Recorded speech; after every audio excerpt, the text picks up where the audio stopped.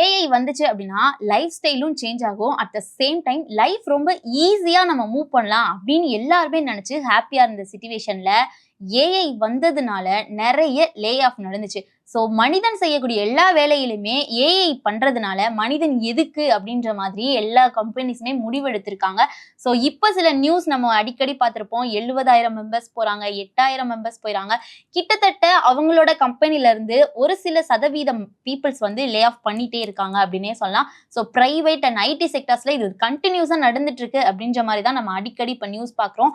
இப்போ meta and மைக்ரோசாஃப்ட்லயுமே வந்து lay off நடக்க போகுது அப்படின்ற மாதிரி தான் நியூஸ் வந்துட்டு இருக்கு. இதுல எத்தனை பேருடைய வேலை போக போகுது? இவங்க அதாவது மெட்டாவா இருக்கட்டும், மைக்ரோசாஃப்டா இருக்கட்டும், இது ரெண்டுமே வந்து ஏஐ சம்பந்தமான ஒரு கம்பெனி தான். ஸோ இவங்க எந்த அளவு பீப்புள்ஸ், அதாவது எத்தனை சதவீத பீப்புள்ஸை லே ஆஃப் பண்ண போறாங்க, ஸோ இதனால என்ன மாதிரியான இம்பாக்ட், ஏஐ என்னென்ன பண்ணுது இப்போ நம்மளுடைய வேர்ல்ட்ல அப்படின்றத இந்த வீடியோல டீட்டெயிலா பார்க்கலாம். முதல்ல ரிப்போர்ட்ல என்ன நியூஸ் வந்திருக்கு அப்படின்னா, மெட்டா அண்ட் மைக்ரோசாஃப்ட் இந்த ரெண்டு கம்பெனியுமே சேர்ந்து கிட்டத்தட்ட 20,000 பீப்புள்ஸை நம்ம லே அவுட் பண்ண போறோம் அப்படின்ற மாதிரி தான் சொல்லியிருக்காங்களாம். ஸோ இது எதனால அப்படின்னா கம்பெனி லாஸா அப்படின்னு கேட்டா கிடையாது. ஸோ அவங்க நல்லா ஒர்க் பண்ணலையா, அவங்களுக்கு ஸ்கில்ஸ் இல்லையா அப்படின்னு கேட்டா கிடையவே கிடையாது.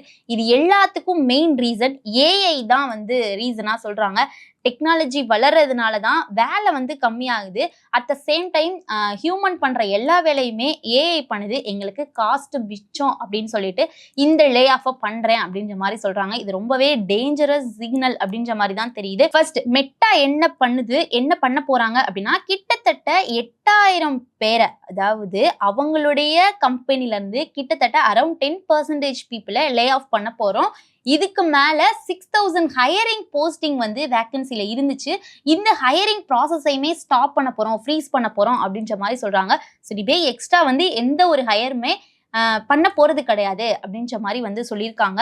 ஸோ ஒர்க்கை வந்து ஏஐ ஆல்ரெடி செய்ய ஆரம்பிச்சிச்சு. ஏஐ வச்சே நாங்கள் பார்த்துக்கிறோம், எந்த ஹியூமன் ரிசோர்ஸும் தேவையில்லை. அதாவது எந்த ஒரு ஹியூமனும் இந்த வேலையை பண்றதுக்கு எங்களுக்கு வந்து டைம் கிடையாது, நாங்க ஏஐ வச்சு முடிச்சுக்கிறோம் அப்படின்ற மாதிரி சொல்லியிருக்காங்களாம். ஸோ இதனால அதாவது ஏன் வந்து லே ஆஃப் பண்ண போறான் அப்படின்னா, மெட்டாக்கு வந்து எந்த ஒரு லாஸும் கிடையாது. அட் த சேம் டைம் நல்ல ப்ராஃபிட் தரக்கூடிய ஒரு கம்பெனி. அதே மாதிரி மெட்டால எந்த ஒரு கொலாப்ஸுமே ஆகல. ஏன் லே ஆஃப் பண்ண போறேன் அப்படின்னா, ஈஸியா அவங்க வந்து ஏஐ அப்படின்ற மாதிரி சொல்றாங்க. ஸோ அது மட்டும் இல்லாம ஏஐ வந்து காஸ்ட் சேவிங் மிஷினாவும் இருக்கு. At the same time human செய்யக்கூடிய, அதாவது ஹியூமனை ரீப்ளேஸ் பண்ணக்கூடிய ஒரு ரீசோர்ஸாகவும் இருக்கு அப்படின்ற மாதிரி மெட்டா சைட்ல இருந்து சொல்லியிருக்காங்க. நெக்ஸ்ட் மைக்ரோசாஃப்ட் சைட்ல இருந்து என்ன சொல்றாங்க, அவங்க என்ன மாதிரியான ஸ்ட்ராட்டஜி பிளான் பண்றாங்க அப்படின்னா, அவங்க டைரக்டா லே ஆஃப்ஸ்லாம் எதுவும் பண்ணல.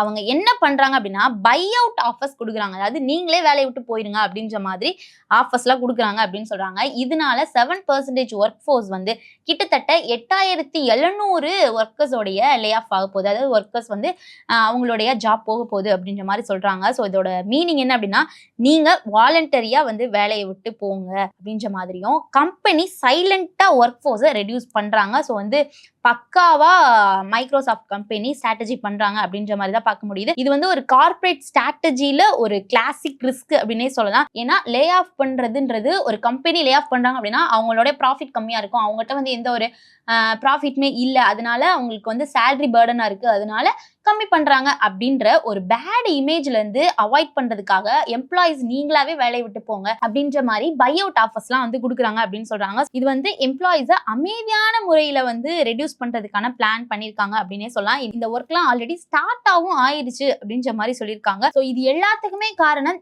ஏஐ அப்படின்ற மாதிரி சொல்றாங்க. ஸோ ஏன் ஏஐ காரணம் அப்படின்னா, கம்பெனிஸ் பில்லியன்ஸ் ஆஃப் டாலர்ஸை வந்து இன்வெஸ்ட்மெண்ட் பண்றது ஏஐல தான் இன்வெஸ்ட்மெண்ட் பண்றாங்க.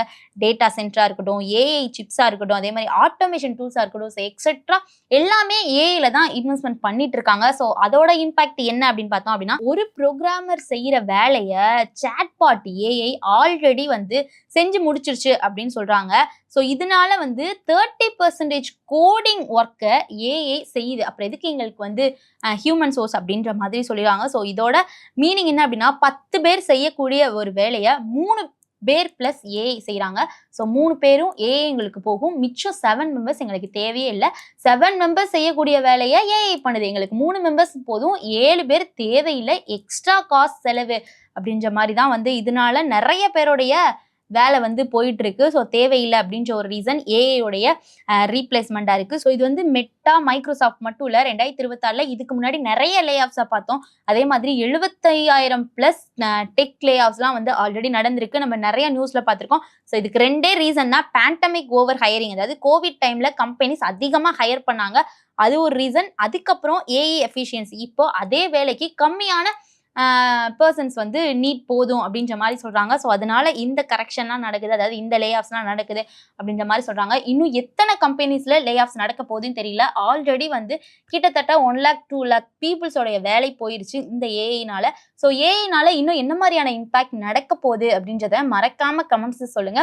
ஸோ நீங்க இந்த மாதிரி சிச்சுவேஷன் எதுவும் எக்ஸ்பீரியன்ஸ் பண்ணியிருந்தீங்க அப்படின்னா உங்களுடைய எக்ஸ்பீரியன்ஸையும் மறக்காம கமெண்ட்ஸ் சொல்லுங்க.